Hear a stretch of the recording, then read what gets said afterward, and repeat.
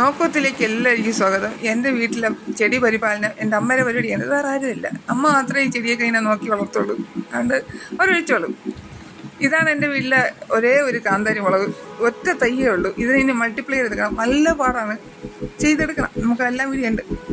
ഇതാണ് പാൽമുളക്. പാൽമുളക് നിങ്ങൾ കേട്ടിട്ടുണ്ടാവില്ല. അപ്പം അങ്ങനെ അതോ ഒരു തൈ മാത്രമേ ഉള്ളൂ.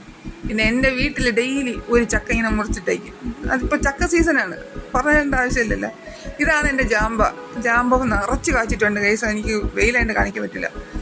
ഇവിടെ രണ്ടെണ്ണം ഭയങ്കര ആക്റ്റീവാണ് കേട്ടോ.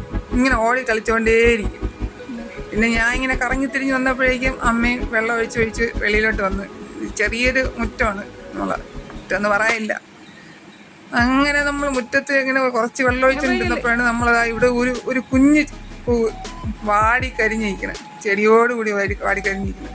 ഇതിനൊക്കെ വെള്ളം ഒഴിച്ചിട്ട് പോകാമെന്ന് വിചാരിച്ചു. അങ്ങനെ നോക്കിയപ്പോൾ കാണാം നമുക്കൊരു അപ്പൂപ്പൻ താടി കിട്ടിയത്. ഈ അപ്പൂപ്പൻ താടി എന്ന് പറഞ്ഞാൽ പുതിയ ജനറേഷൻ പിള്ളേർക്ക് മനസ്സിലാവുമെന്ന് എനിക്കണ്ട. ഇതാണ് സാധനം.